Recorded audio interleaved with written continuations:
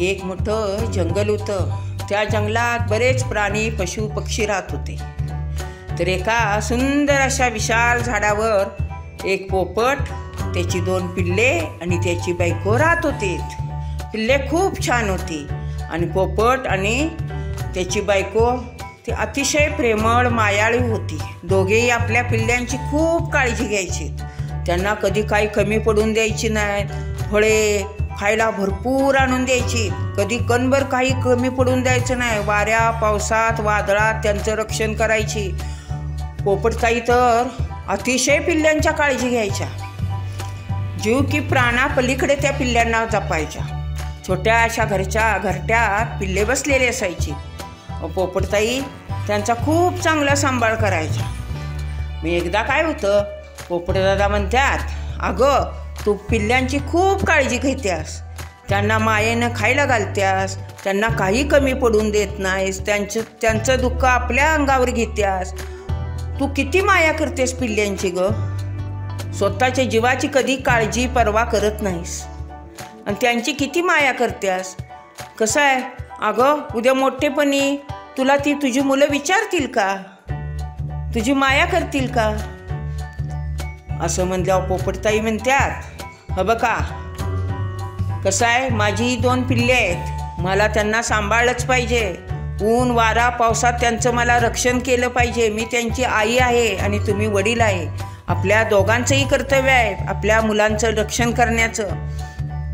त्यामुळे मी त्यांचं रक्षण करत्या. मी त्यांना, तुम्ही आणि मी दोघे जाऊन फळे आणतो, त्यांना भरपूर खायला देतो, त्यांना कधीही काही कमी पडून देत नाही. अगदी प्राणापलीकडे आपण त्यांना सांभाळतो. त्यांचं दुःख हे आपले दुःख आपण समजतो. जरी मुले उद्या मोठी झाली तर त्यांचं जीवन आहे, त्यांचं जीवन त्यांना जगू दे, असं पोपटताई म्हणतात. असं दोघांचं बोलणं चाललेलं असतं. एवढ्यात काय होतं, त्या पलीकडच्या झाडावर एक दुष्ट कावळा बसलेला असतो. त्या पोपट परिवाराचं सगळं बोलणंही कावळा ऐकतो आणि म्हणतो, अरे वा, तुमचं आनंदात चाललंय, पण मला तुमचा हा आनंद टिकवायचा नाही. मी तुम्हाला त्रास देणार. तुमच्या पोपट परिवाराला दुःख झालं पाहिजे म्हणजे मला आनंद होईल, असा कावळा म्हणतो. आणि म्हणतो, काय बरं यांना त्रास द्यायला करावं. तर बघतो तर समोरच्या झाडावर एक मधमाशांचं पोळं असतं.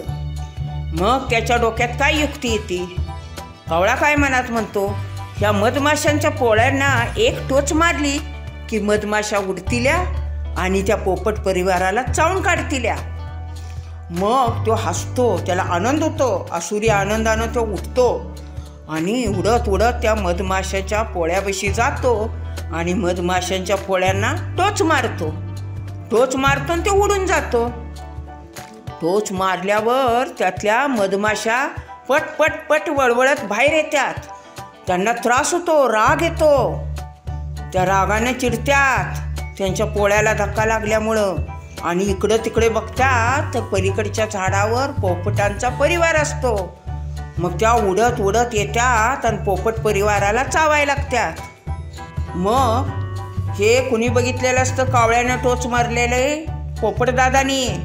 पोपटदादा म्हणतात, ह्या कावळ्याने त्या मधमाशांच्या पोळ्याला टोच मारली, आता या कावळ्याला पाठलाग करून मारलं पाहिजे. म्हणून त्या मधमाशा पिल्ल्यांना चावायला लागतात पोपटताईंना. पोपटदादा कावळ्याला मारायला त्याच्या मागे उडत जातात. मग पिल्ल्यांना त्या चावायला लागल्या पोपटताईंना त्रास होतो. त्या म्हणतात, आपल्या घरट्यात बसतात आणि आपल्या दोन्ही पंखाखाली 2 पिल्ले घेतात, तरी आत जाऊन त्या मधमाशा चावतात. मग पिल्ल्यांना पोपटताई म्हणती, बाळांनो तुम्ही घाबरू नका, मी तुम्हाला काही होऊ देणार नाही आणि आपल्या पंखाखाली पिल्ल्यांना घेते, तुम्ही हलू नका, असे म्हणून 2 पंख पसरून 2 पंखाखाली पिल्ल्यांना घेते. मग त्या मधमाशा पोपटताईंना चावतात.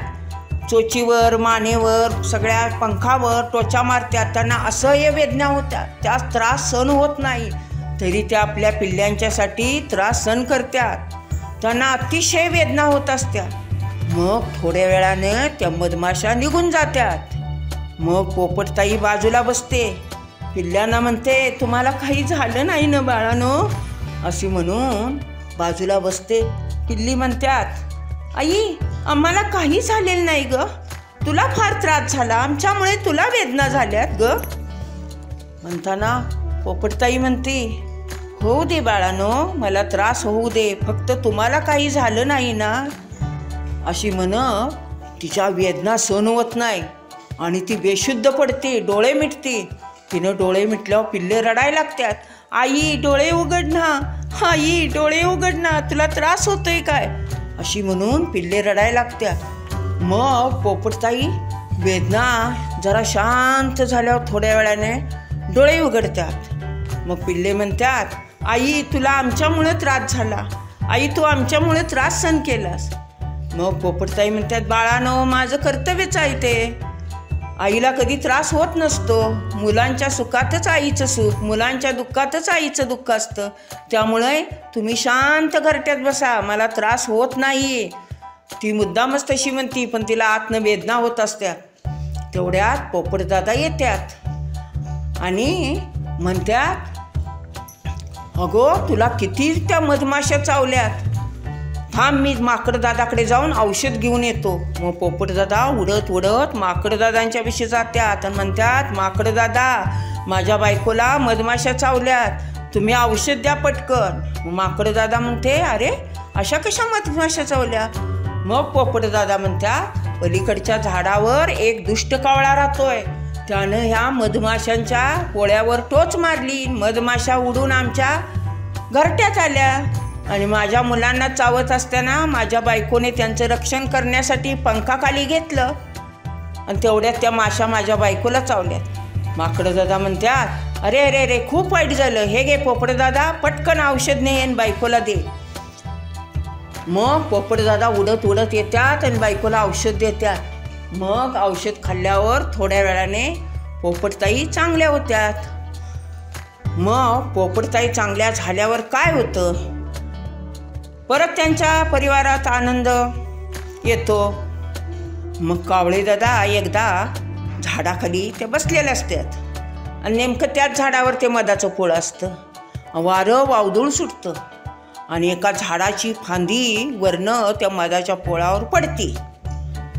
मधाच्या पोळावर पडल्यावर मधमाशा परत उठतात आणि त्या इकडे तिकडे फिरू लागतात, पण त्यांना झाडाखाली दिसतो कावळा. मग काय, कावळ्याला त्यांनी टोचा मारून मारून मारून नांगीने फोडून काढतात. कावळा विवळतो, कंतो, ओरडतो, पण मधमाशा काय चावायच्या थांबत नाहीत. मग थोड्या वेळाने ते निघून जातात. कावळ्याला वेदना असह्य होत्यात. कावळ्याला वाटतं, आपण ह्या वेदना सहन केल्या, मग पोपटताईने कसं केल्या असतील, आपण विनाकारण दुसऱ्याचं नुकसान करायला गेलो. मग तो माकडदादाविषयी जातो आणि मग माकडदादा मला माझ्या कृत्याचा पश्चाताप झाला आहे. मग माकडदादांना सगळं सांगतो. म्हणतो, मी विनाकारण पोपट परिवाराला त्रास दिला. मग माकडदादा म्हणतात, कावळेदादा मी औषध देतो, पण आत्ताच माझ्याजवळ नाही, ते 2-4 दिवसांनी मी तयार करून देईन.